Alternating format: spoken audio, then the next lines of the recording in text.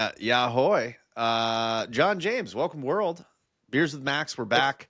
Um, John, I don't know what you brought. I asked you to bring something local from Australia. I haven't been to Australia myself. I had a lot of friends that studied abroad. I stayed in the European area and drank about just about every beer they have to offer. But today, I wanted to show you something that you should never buy because it is absolutely terrible. It's a Hardywood gingerbread stout that my wife acquired before realizing that it was 9.2% of absolute gingerbread gasoline. It should never be opened. It's been in my fridge for way too long. But that's what I have to share. I haven't been doing a lot of drinking since breaking my foot, so I'm sharing my stories. Okay, well, 9.2, I can beat you with that one. I've got a 12 percenter right here, ABV. This is from my microbrewery, actually in my hometown. So it's called Bacchus Brewing. War and Peat is the name of it. It's spent 10 years aging in whiskey barrels. So it's a Russian sort of imperial stout. And I had this, you can't buy it anymore. I think they've almost gone bankrupt, this brewery. You know how there was this sort of, Who knows why? well, there was that sort of that rise of the microbrewery and gin distilleries during COVID, and then our government likes to tax the hell out of alcohol, and that just forces the smaller producers who can't benefit from economies of scale out of business, basically. So anyway, it's a amazing beer, one of the best I've ever had. It cost me a lot of money for one little, what is this, like 12-ounce can? But yeah, amazing beer, amazing taste. It just keeps going and going and going. Well, I'll have to figure out how to get around the taxes and get one of those sent to the U.S. Yeah, 12 percenters, one and done. I'm a fan. One and done, not too many. That's awesome. I don't. So we're talking about like the dark side of agencies today. I think Ooh. a lot of my audience, agency folks, I beat up on them a little bit. I try to focus on, here's how you create stronger relationships with clients, and you've seen so many horror stories and success stories on the client side. And so that's what I hope to talk about today is a little bit of, on the client side, what to look for when evaluating an agency, when working with an agency that may be doing great work but can't translate that into business results and might not be getting the recognition that they deserve. And I'm sure we'll run into some other stuff too. Before we why are you the way that you are? Where did you? What's your story? Where did Yeah, you? sure. What's your backstory? I'll give you a quick MO. I'm a formerly university trained marketer. I studied marketing strategy at university, which I know is very rare these days. That It was is. It's beneficial like because, yeah. It is rare. yeah, it's beneficial in one way because well, there's pros and cons. The pro is that you are privy to a lot of peer-reviewed research and findings that have been validated over many years that form the base of your training. But also, you are susceptible to groupthink, the academic complex, and everything that goes along with higher education. And I would also say that a lot of your skills tend to be very practical in this realm. So there's a limit to how much theory you can actually learn, how beneficial it is. But it was very interesting. And anyway, after that, I worked for some very large advertising agencies, McCann Erickson, Saatchi Saatchi, a couple of others. I then worked for digital agencies, client side, back again during the boom times of 2011, 2013, 14, when digital was like everything and huge. Then I started my own agency shortly thereafter, ran that for a couple of years. Then I was encouraged to move to San Francisco by my business partner, who was also moved there. So we sort of put that agency thing on hold. I worked as a growth manager for a Silicon Valley startup funded by Joe Lonsdale's group, actually. So he's one of the big people at 8VC, now at Palantir, and, well, a billionaire. And then I moved back to Australia again after that and started doing some growth consultancy and advisory. And Yeah, these days, if I could summarize, my specialty is commercial strategy. So that is whatever pushes the company's bottom line fundamentals forward, as opposed to some of the other work that is more optics or status based inside organizations. And that's where I cut through maybe some of the people like to term it BS or whatever in marketing, but I'm more focused on what actually pushes the companies Buzzwords, I forward. think, is the Yeah. politically correct term for it. Well, it does have value, and I have a framework on this actually, which is very interesting if you want to talk about it. But yeah, look, I think, if you asked me, does this actually work or not, I can give you a pretty good answer. This is not a perfect science. There's still a lot of research ongoing, but I mean, I can give you some really good answers to whatever you want to find out. So let's shoot. Yeah, I mean, but so I had an idea one time. Uh, Bullshit buzzword bingo, and you just have a bingo card. This would be perfect for like client agency relationship to just get it all out there. Like, I don't know what you're talking about Yeah. Well, on the this is the buzzword thing side. But what's the research behind it? Well, I'd love your thoughts there.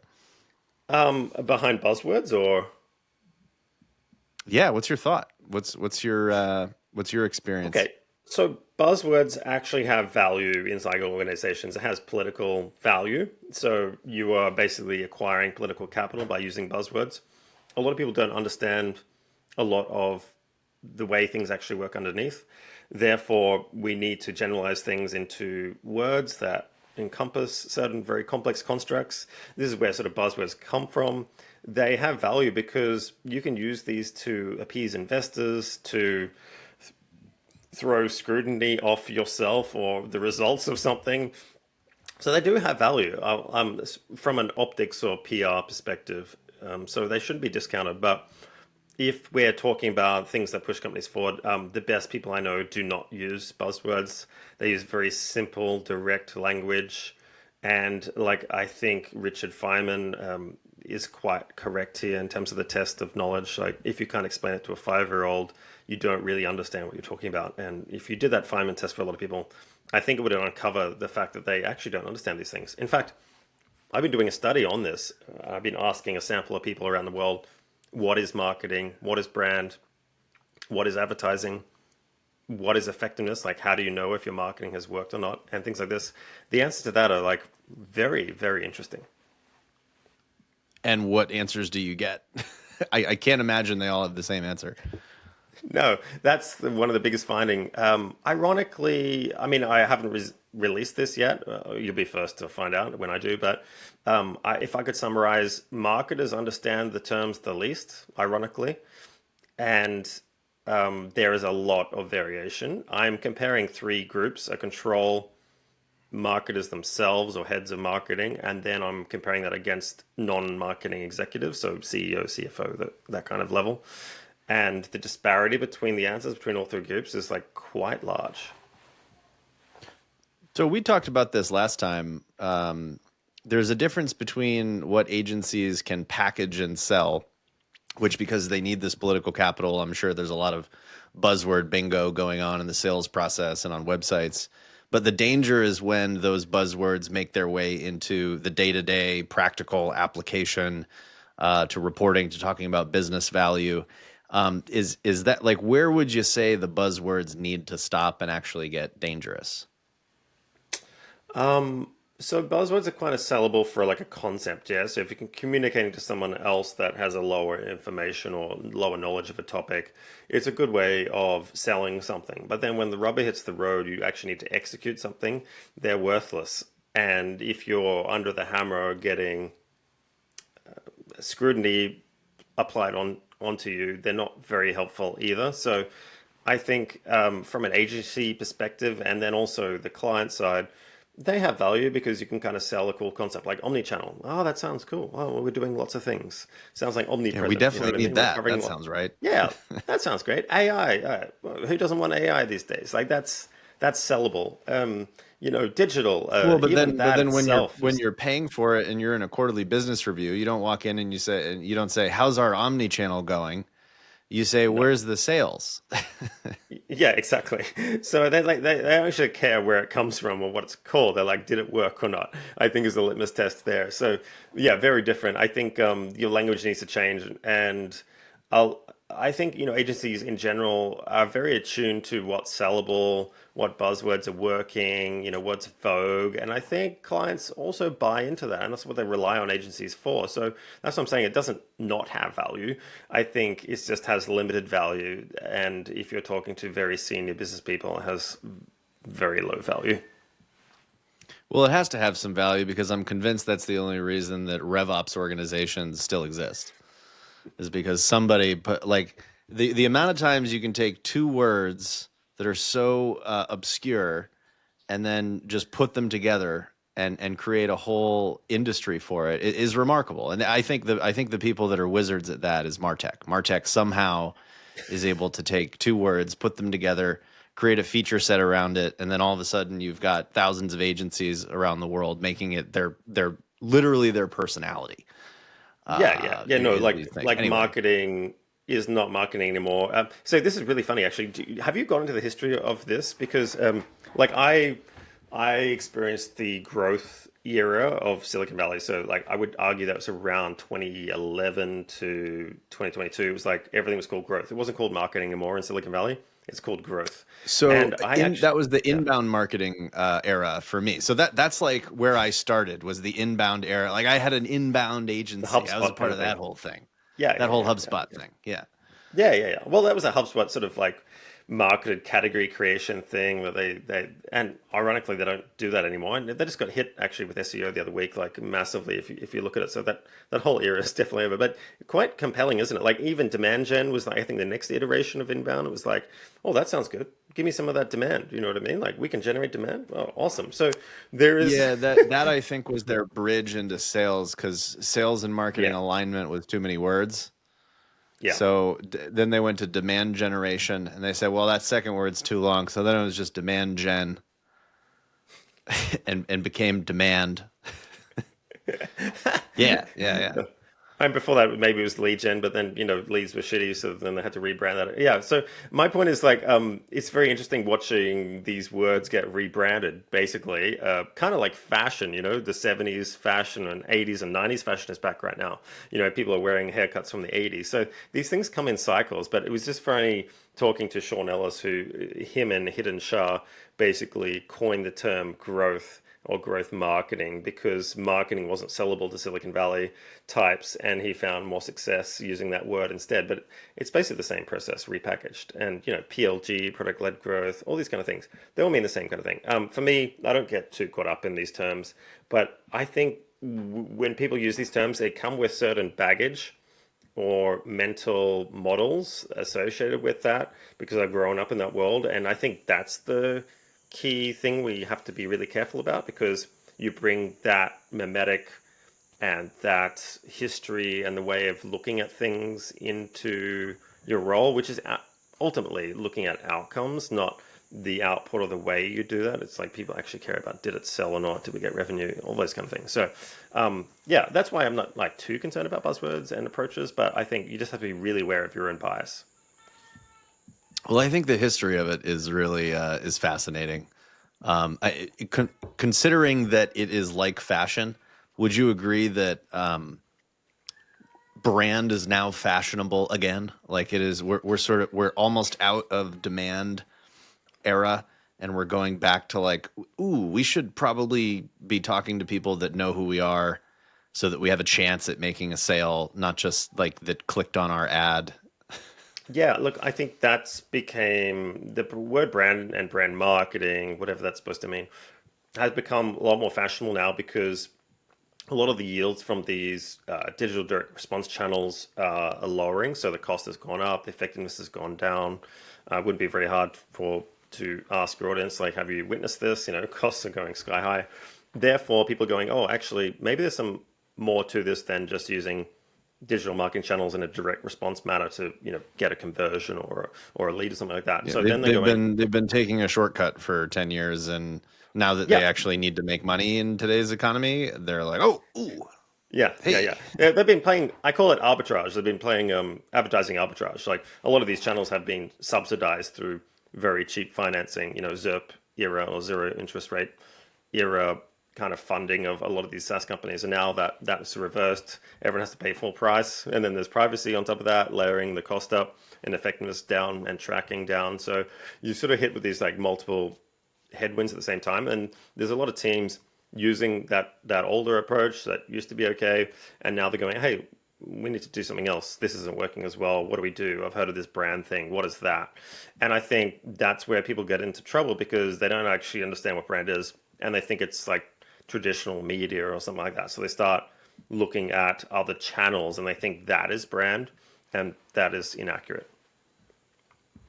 so where do agencies play into this? Because I've witnessed some trends over the years of, you know, organizations seek out agencies for something new and shiny because they don't know if it's going to last very long. They're under pressure to do this new thing, and you've got plenty of these organizations that that have hired some people around it. A year or two later, they figure out, okay, this is actually working for us. They bring it in house. What do you think is like the greatest opportunities for agencies today, and what do you think these organizations should be insourcing and not looking for agencies to do? Yeah, great question. I think people hire agencies for sort of two main reasons. Like there's multiple, I could go through it, but like there's two main reasons. One is because they have a capability gap, so they need someone to fill a capability gap within the organization. So generally that's sort of like execution biased, so people to recommend things but then actually do it. And internal organizations tend to be pretty bad at hiring people who can actually do anything. So that's one big need. Then, like you said, there's the fashionable need, but then there's the Wait, sort of hold on. political. Did you say organizations are pretty bad at hiring people that can actually do anything? No, that's true. I think there's I been a mean, I love history. that. I haven't heard it put that clearly, but yes, that explains a lot. Yeah. So I mean, I could go into that why that exists, but generally, organizations are in denial about their own capability internally. So they hire people, and then those people have spent most of their careers just managing vendors. So they can't actually do anything. All they do is coordinate things between vendors, and the vendors do everything for them. So that's been going on for quite a while since this outsourcing trend was quite vogue. What that's happened though is that's eroded core capability within organizations. So therefore, they're very reliant on these outside vendors, and they don't really have any skills. So I go into organizations all the time, and they marketers can't even write a line of copy to save their lives. Like they don't even know how to do basic copywriting, and that should be like a core skill. There is Facebook and Google Ads, for example, two of the biggest channels in the world. They account for about 400 plus $1 billion of advertising expenditure worldwide per year. And I can count on one hand how many senior marketers have actually gone in, logged into one of these programs, put a credit card in there, and executed a campaign, or even know the basics of how those two systems work. And there's no barriers preventing that. You could do it right now in about a couple of minutes, sign up and start advertising. So I think it's ironic that two of the biggest channels in the world, people don't have any basic knowledge of or experience using it, that it's all outsourced to somebody else, and they can't write copy. That's like a core skill. So um, you know I Yeah, would I mean, those I are like yeah, two really important things: content and advertising. If you you would don't think so. have those, then I mean, we don't have to What keep are your talking. skills? What else? What else is there? I don't know. Yeah, like maybe they can put together a Canva template or something like that to put on social. Like that's the kind of cop out, you know what I mean? But yeah, I think there's been this history because marketing was traditionally technical, and you had these barriers to entry. You had to have a cameraman or audio recording to create a video, whatever. Like I think all those barriers to production have been reduced a lot over the last decade, and I think there's no excuses now, but I think there's just a carryover history of people outsourcing everything. And when you outsource everything, you're very much removed from the front line, and then you're losing that ability to brief agencies, to discern quality, to measure effectiveness, or know how all the pieces fit so you can actually make better decisions. So it's actually a big issue. So, I love that. By the way, that makes a lot of sense. What So then, if you're coming into an organization and they don't know how to brief agencies, measure quality, measure results, like where do you start? What are the things that you have to educate them on so they're not completely wasting their time and losing their job a year or two after hiring the wrong agency? So internal teams, yeah. So like I do a lot of fractional CMO work or advisory for internal teams, right? So I think we're kind of like on opposite sides, aren't we? Well, kind of. We're connected. Yeah, yeah, You that's advise. why I'm really intrigued. It's like the dark Yeah, side. yeah, yeah. It's like Okay. hanging out with the enemy or something. Yeah. Well, we kind of both act as a bit of a bridge, you would say. Like I help, Yeah. you know, companies get their basics in place, which often they don't have, and then you help sort of translate the agents, like what clients actually want, so the agencies can interpret that correctly. So, what I find in a lot of organizations is that they can't answer very basic questions like who is your customer, why did they buy you as opposed to somebody else. So you do this, like, who cares? Like, show me evidence. Do you have a video? Do you have testimonial? No. Very basic things they generally don't have.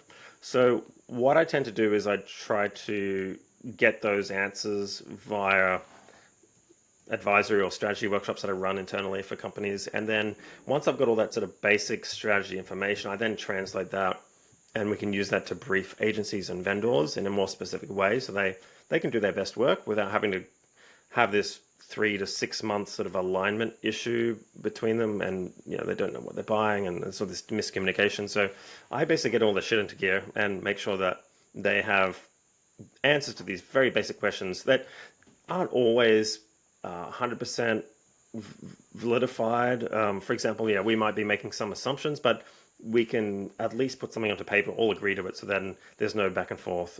And I find that helps a lot. So what I help them with is like 9 areas of strategy. So product, brand, creative strategy. So I'd be doing some of the copywriting, or like how do we want to talk as an organization, like brand, voice, and tone, those kind of things. How are we going to sell? Like, what's our product strategy? Are we packaging things together? Like, how we compare to other competitors, like what the objections that we're handling, what are our strengths and weaknesses, that kind of thing. And then once that's all done, it just makes the agencies roll so much quicker and easier and more effective.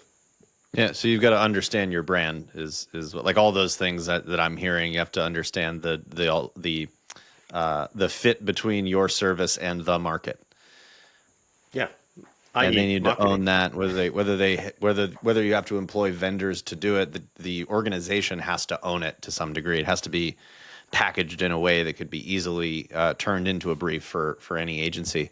If the organizations need to own that, what are some of the most popular value added agency or vendor services that are like the immediate, they're not going away, like it still makes sense for organizations to seek out this help? Is it content and advertising like you were saying, or are there other categories that it's like pretty common that there's an agency in there, there's a So, portfolio of so agencies to? yeah, look, I think you were right around the trends, like sort of what's hot, what are people talking about, what are other people doing. Clients are always really interested in what other people are doing inside their own sector. So I think agencies, if they have other clients in the same vertical, the client is really interested about what other people are doing or what are the hot trends and blah, blah, blah. So I think that will never go away, and it's very hard to do internally. The other thing is like some of the technical execution and shipping of campaign management is there are certain barriers to entry if you want to do this internally. And I think the rate of change. So anything that's a high rate of change, like a lot of these digital advertising systems, you probably notice they're changing like daily. That's very hard for an internal team to upkeep. And I think there's economies of scale when you have an agency doing that for like multiple clients. So a lot of the compliance and everything that goes along with that. So I think that probably won't go away anytime soon. I think the content side of things, the creation, it's really important to have this. Have you heard about this curse knowledge thing? Which is like, there's a couple of quotes about this, but basically, the more you are enveloped in your own product, in your own company, the more removed you become from your customer's perspective. You start assuming things and everything that you know now, and subconsciously you become disconnected from how the initial prospective customer views you at a glance.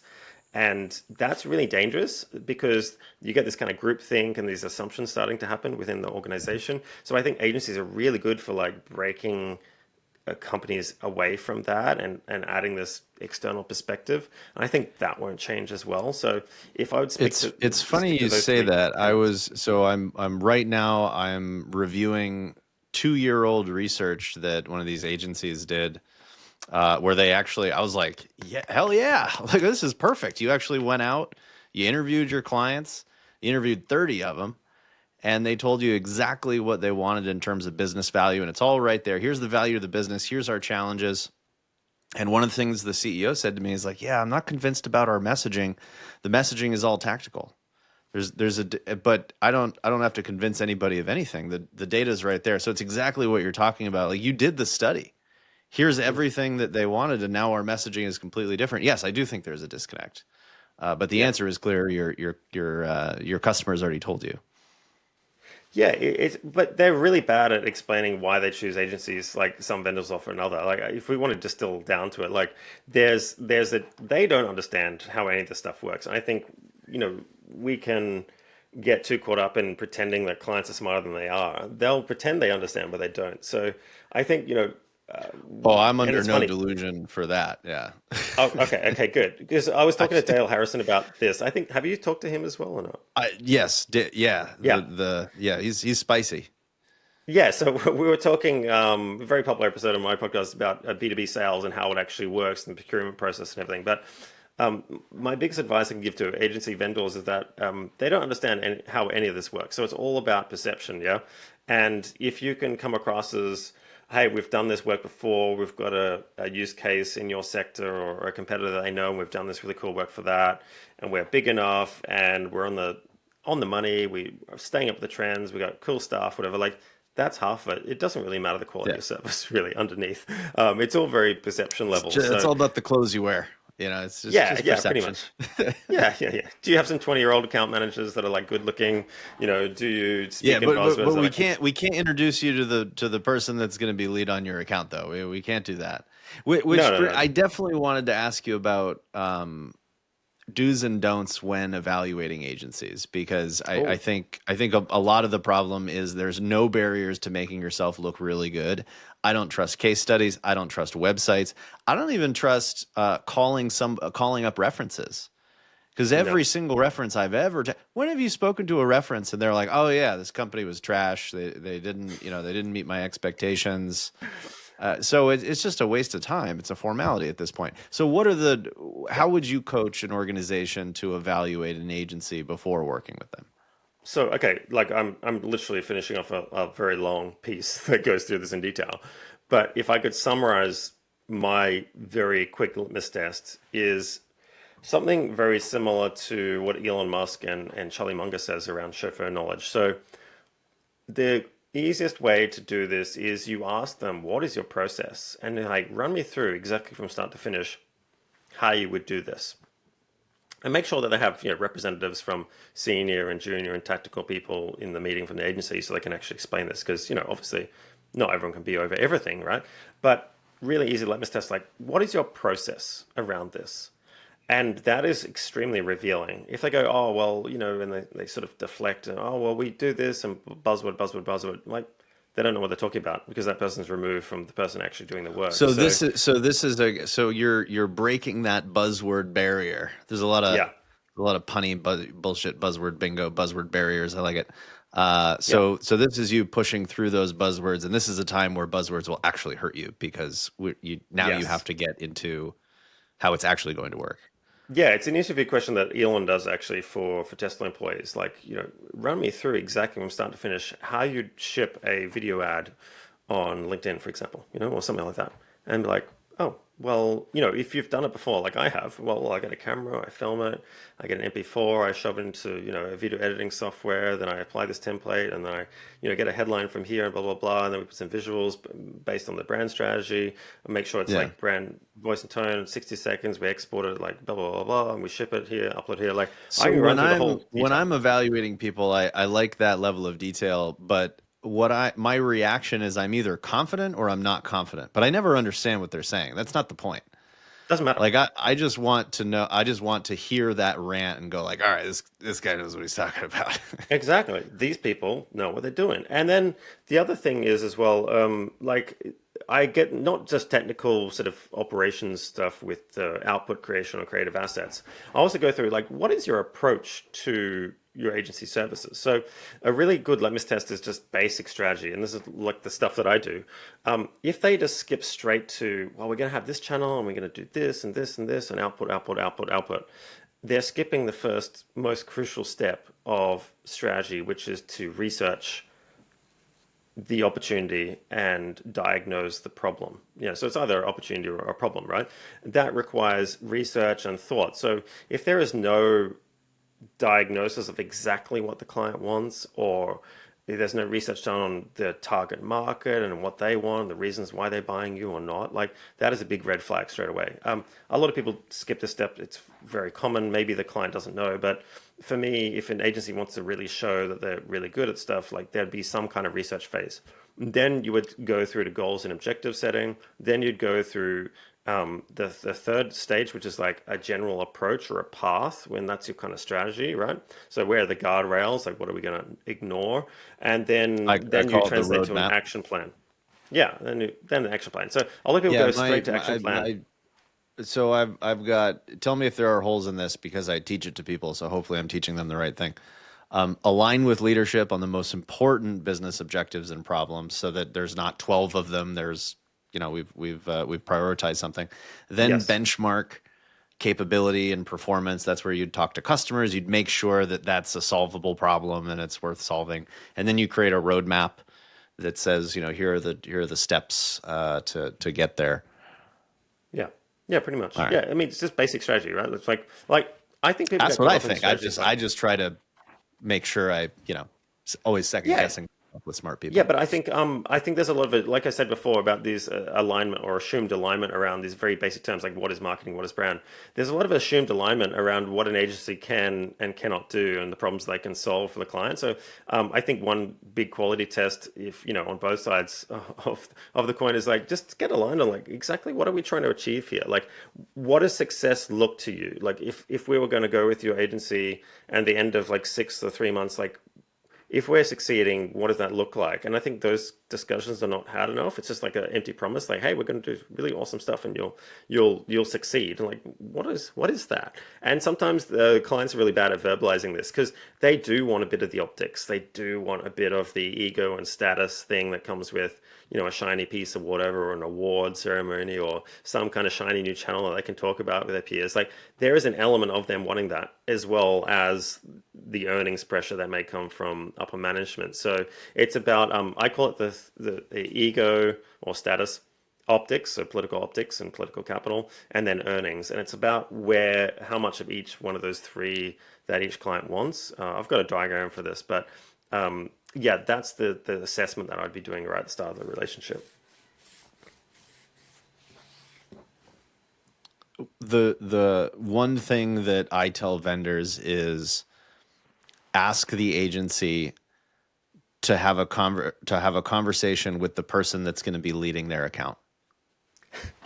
Because the worst thing you got all the smartest people with the personal brands that can answer those questions, and they're on the sales call. Then you cut them a check, and you get zero brain power from that person, and you get flipped to somebody that's completely tactical, and all those important pieces, all three of them, go by the wayside. I see it. I see it too much. Yeah, yeah. But that's my It's called the one bait and gotcha, switch, and I right? tell agencies like you got to really be aware of the experience gap between whoever you're putting on that account and the client side.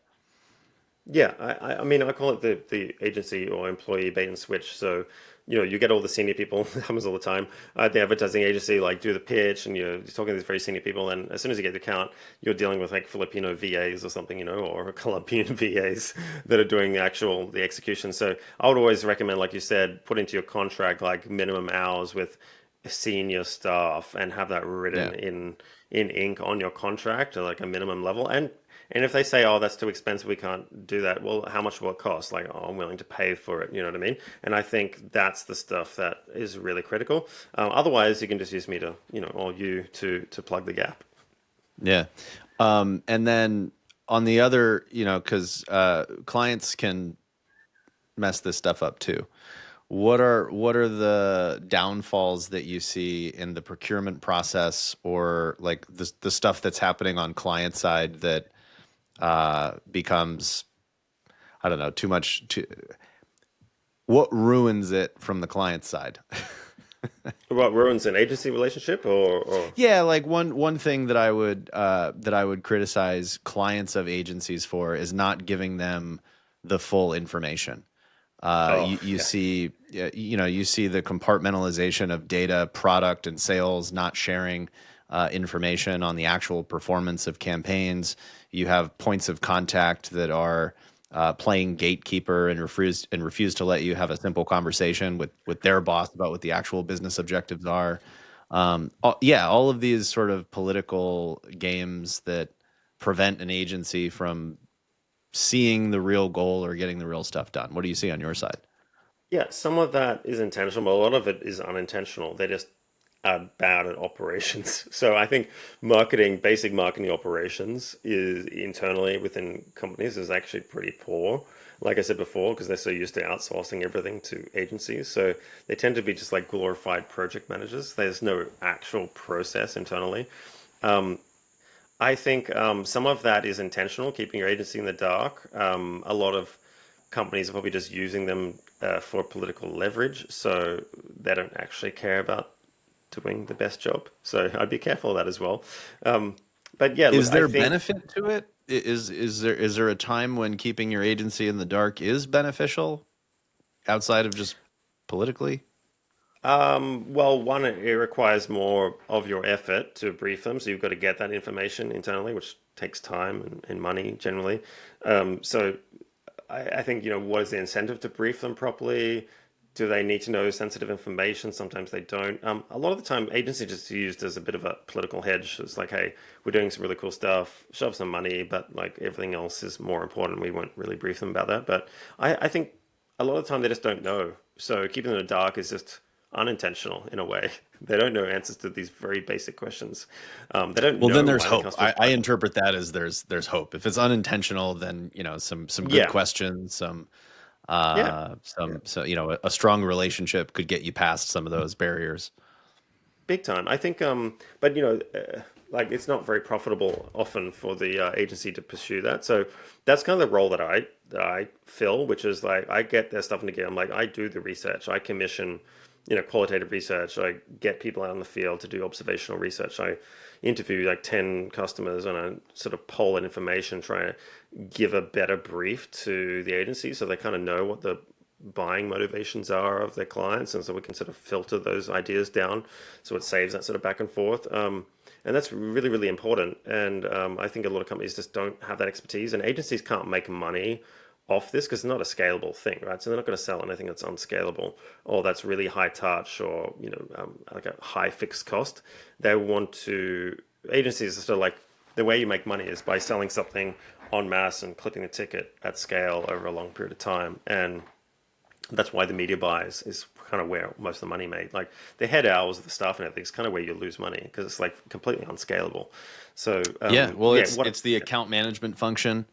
yeah, Um, I research had to make strategy. up a term, growth advisor, because at this point, everyone hears account management, and what they actually are thinking is project management. Like Yeah, the role of establishing a strong political relationship with a client's leadership team, translating things into business goals, taking them out to dinner. That's a lost role because I think financially, in a lot of cases, pricing of all this marketing stuff has become so commoditized, and there's just not enough margin to have somebody that can have adult conversations. And so yep. I'm still like I am wondering. I'm looking at your face and I'm looking at my face and I'm going, like what is the best answer here? Is it, am I barking up the wrong tree by helping these agencies play that bridge role, or is it really in the long run, is it the client side that needs to step up and have that translator, have that bridge.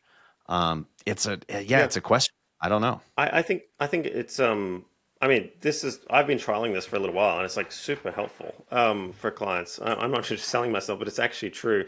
There's like that person, that role is missing from a lot of organizations, and if it's just like internal team agencies, there's a huge missing gap, and you do need consultants, you do need advisors, you do need like other people who can come in and do some of this harder work. So, example, just the other day, like I work with service firms, like generally, right? So complex personal services, SaaS, that kind of stuff.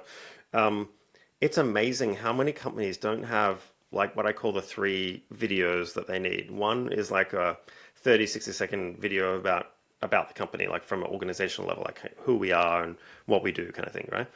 The second one is like a testimonial, a video testimonial from at least one customer, yeah, that is believable, unscripted, and that sort of really shows them, something that can be used for sales enablement and closing deals. And the third one is like a product video, like sometimes you have multiple products, so you might want to compound this, but at least one 60-second run through of like your product or service offering. Yeah. So many companies do not have any of that. And instead, they just like create some Canva templates or some like ads or whatever. I'm like, those are the base assets that every company needs to succeed. And it's amazing why they don't have that. They'll write another 20 blogs, but they won't have one 30-second video that can explain it way better. And Yeah, in and service you don't firms, need the really key. administrative burden of going through an agency to get those things. To your point, like there's Yeah. no barriers anymore to creating those. You can figure it out Yep. yourself. So having an Yep. individual that can come in that doesn't come with, paying the rent of some, office with ping pong tables and beer in the fridge for their, millennial horde of Yep. button pushers. Uh, you know, just get it done. Yeah, it's funny. The barriers are so low, but like there's still this perception like creating a video is like really expensive, and it's not. It's actually quite cheap now. And but the key thing that's missing though, and I found this out, is that the writing of the videos. So like this the core production. Like, what are we going to say? Who are we going to interview? Just that logistics. No one knows what to do. So I've got a couple of like templates and stuff that I use now, but yeah, just every company's a bit different, but very basic stuff. You can get an intern to do this. Film it on an iPhone. The quality is so good now. Use a Rode like wireless mic or like a lapel mic to get good audio, so it doesn't sound bad. And half the way there, it's pretty simple. Yeah. Well, I appreciate your time.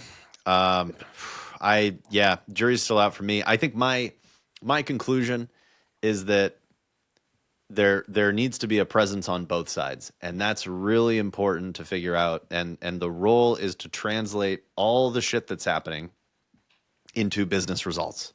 Translate the marketing stuff that nobody really cares about, like the details or understands the details, and translate that into something that you could talk about during a quarterly business review.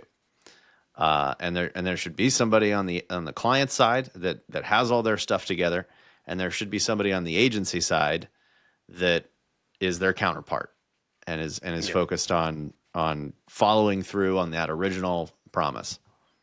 Yeah, I mean, i.e., just hire both of us for your relationship and it'd be way better, right? I mean, that would be better. That's like a dream. That's like a dream team. I'll just beat the agencies up Yeah, but and it's funny, like I call myself like a glorified translator, and that's basically all I do is I translate technical speak from the agency into business speak, and then I try to translate what the company's trying to say back to the agency so they can actually do something with it. And yeah, just that we're just the that basic translators. translator Yeah, role. Yeah, basically, that's all I do. agency translators. You know Yeah. what? I think that's a better a title than growth advisor. I think I'm just going to go with translator because that's literally what it is. That's all we're doing.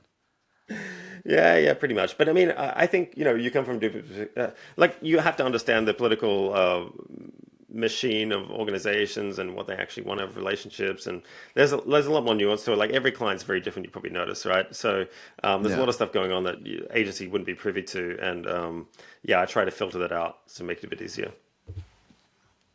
Well, cheers to that. For those of you binging on beers with Max, don't operate any heavy machinery, especially not drinking whatever the heck you brought today, the 12 12%. percenter or the 9 percenter, which I did open it. I was so curious, and now I wish I wasn't curious. That was like the little sips. It was awful. Just just pure gasoline mixed with gingerbread. Anyway, yeah, like I said, don't operate any heavy machinery. Tip your waitress. See you next time. Sounds good. Thanks, Max.